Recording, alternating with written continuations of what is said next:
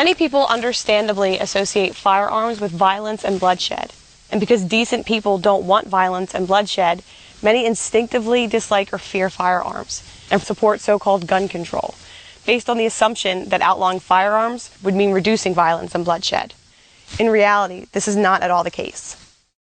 Saying, I don't want a firearm because I don't want violence and bloodshed is no more rational than saying, I don't want an airbag because I don't want to crash.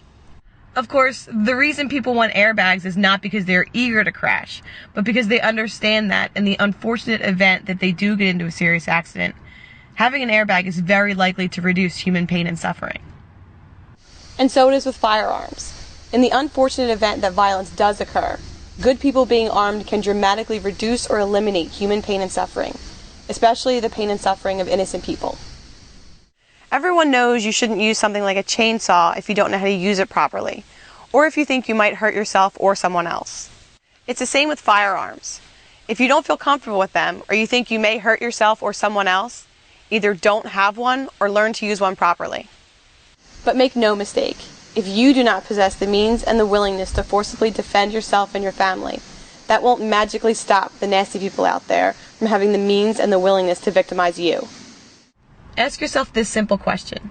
If someday you happen to be where an armed thug or deranged killer strikes, would the people there be better off with you armed or with you unarmed? Unfortunately, the bad guys of the world aren't nice enough to give advanced warning of where or when they intend to attack.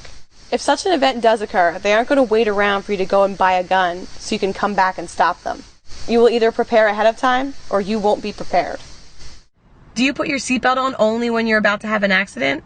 Or is it better to wear it all the time, even if you won't actually need it the vast majority of the time? Now, some politicians and pundits accuse those who support an individual's right to keep and bear arms of wanting violence to occur. You have to wonder, would the same politicians and pundits also accuse people who wear seatbelts of wanting to crash? If there was some way to wave a magic wand and disarm all the bad guys in the world, that would be nice. But in the real world, the best chance the innocent have for staying safe and alive is for good people to possess the means to resist violent attackers with defensive force of their own. The evidence shows that responsible people being armed reduces crime, and the government's own crime statistics show that privately owned firearms prevent between 1 and 2 million crimes every year, usually without a shot even being fired. Now think about this. We've all seen thousands of examples of bad guys in movies using guns to do bad things. But have you ever seen a Hollywood movie or a TV show that depicted an average armed citizen preventing a crime? In real life, it happens all the time. So why does Hollywood almost never show it happening? Whether it's the result of ignorance or some political agenda, movie makers constantly misrepresent gun owners, and not only seem clueless about firearms and how they work, but seem completely ignorant of even the most basic rules of firearm ownership, rules which millions of Americans know by heart. Treat every gun as if it is loaded. Always be aware of where the barrel is pointed, and never aim any gun, loaded or not, whether your finger is on the trigger or not, at anything you don't intend to destroy. Keep your finger off the trigger until you're ready to fire. Always be aware of what is around and especially behind your target, and don't fire if you're not sure where the bullet might go or who or what it might hit. Even the supposed good guys in movies violate these rules constantly. So is it any wonder that so many Americans are scared of firearms?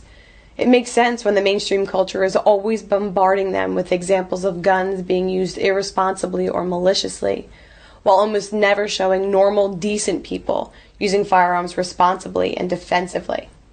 And unlike movie makers, politicians obviously cannot plead ignorance to the crime statistics of their own agencies.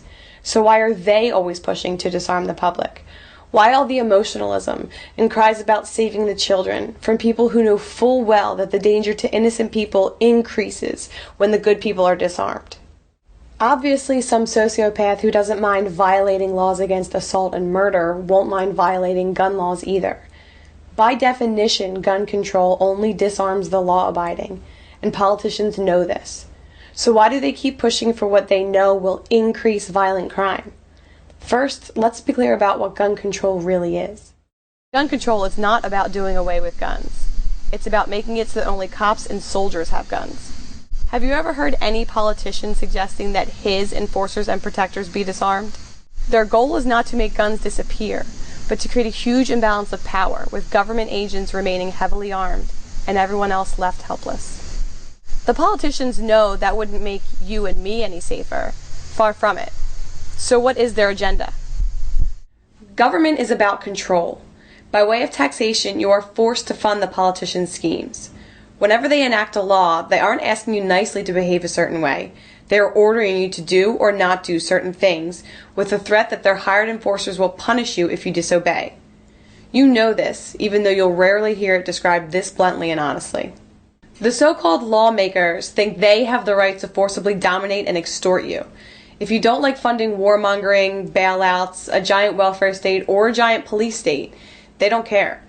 You will pay up, or eventually they will send their men with guns to take your property or put you in prison. This is true of so-called gun control laws as well. If some peaceful, moral person owns a gun for self-defense, after the politicians declared that to be illegal, what happens to him? Other men with guns show up and, using violence or the threat of violence, forcibly take that person hostage. In reality, so-called gun control is gun violence. It's obvious why those in power want their own enforcers to be armed, so they can force you to obey them. And it should be just as obvious why the last thing the controllers would want is for you to possess the means to resist their enforcers.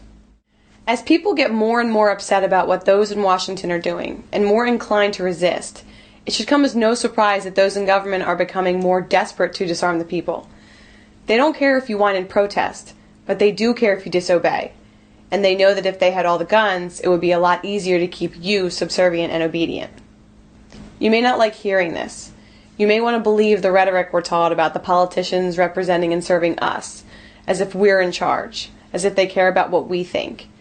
But deep down, you know that's a lie. You know that if you don't do as you're told, their prisons and their armed enforcers will be waiting for you. So do you still want to pretend that they work for you? In recent years, those in power have engaged in more and more fear-mongering regarding so-called assault weapons, military-style rifles. What you won't hear from the politicians, but what the government's own crime statistics show, is that such weapons are used in only a tiny percentage of crimes. So why do the politicians focus on them so much? Such firearms are not at all ideal for the common criminal, since they are expensive, unwieldy, and difficult to conceal, which is why the common criminals hardly ever use them. However, such weapons are ideal for a very different purpose: resisting government. And that is why politicians despise and fear them. They aren't worried about the common criminal who might victimize you. They're worried about you having the means to resist their attempts to control you. If you doubt this, take a look at how some in government have recently been characterizing people as potential terrorists, merely for objecting to high taxation, or opposing gun control, or protesting other authoritarian power grabs. In short, if you value freedom, then those who think it's their place to dominate and control you view you as the enemy. So doesn't it make perfect sense that they would want you to be unarmed? If this is sounding too radical or scary to you, keep in mind why the Second Amendment was written. Even with the Constitution in place, the founders still thought it was ultimately the job of the people, not any legislature or court, to decide when the government had gone too far and to forcibly resist if necessary. So is it any wonder that the American ruling class now views anyone who talks too much about the Constitution or the Declaration of Independence as a possible terrorist? If you were a tyrant, how would you view people who were cheering for a document which says that the people have the duty to alter or abolish any government which becomes a violator of individual rights? Some who still celebrate the American Revolution as a noble victory for freedom argue that oppression in the U.S. today is not bad enough to justify forcible resistance again. But by any objective measure, what the United States ruling class is inflicting upon the American people now is far worse than anything King George ever did. Taxation levels 10 times higher and far more intrusive and unavoidable than they were before the revolution. Government bureaucracies, regulators, and enforcers interfering in people's lives in 1,000 ways that the British Crown never even dreamed of back then. Yet Americans still celebrate the 4th of July, while making excuses for why today they wouldn't dream of disobeying the ruling class. Many will insist that as long as we have a constitution, and as long as we're allowed to protest, and especially as long as we're allowed to vote, there will never be a need for people to resort to outright resistance. Unfortunately, history shows that such an opinion is completely misguided. When Mao Zedong was in power in communist China, heading the most murderous regime in history, the people had a constitution, which said they had the right to protest and petition and allowed them to vote. When Joseph Stalin was in power in Soviet Russia, heading the second most murderous regime in history, the people had a constitution, which said they had the right to protest and petition and allowed them to vote. When the Nazi Party was elected into power in Germany, the people had a constitution, which said they had the right to protest and petition and allowed them to vote. Today, in North Korea, one of the most brutal, oppressive regimes on the planet, the people still have a constitution, which says they have the right to protest and petition and allows them to vote. What all those other constitutions did not include, however, was the right of the people to be armed. The lesson to be learned here is that constitutions and words on paper do not stop tyranny. Being allowed to protest and vote does not stop tyranny. So what does? Patrick Henry, who gave the famous "Give me liberty or give me death" speech, answers that question, saying that when it comes to liberty, nothing will preserve it but downright force, adding that whenever you give up that force, you are ruined. Interestingly, the three worst mass murderers in history seem to agree. Mao Zedong declared that the Communist Party must command all the guns. That way no guns can ever be used to command the party. Joseph Stalin proclaimed, "If the opposition disarms, well and good. If it refuses to disarm, we shall disarm it ourselves." And Adolf Hitler bluntly stated, the most foolish mistake we could possibly make would be to allow the subject races to possess arms. And if you want to know what happens when authoritarian regimes succeed in disarming people, all you need to do is open a history book. This is what the world looks like when the good people are not armed. Tyranny has never been ended, and freedom has never been achieved by asking nicely. Frederick Douglass summed up the truth quite well when he said, "Power concedes nothing without a demand. It never did, and it never will." Find out just what the people will submit to, and you have found out the exact amount of injustice and wrong which will be imposed upon them. And these will continue until they are resisted, with either words or blows, or with both. History has shown us just how true it is that authoritarian power concedes nothing without a demand.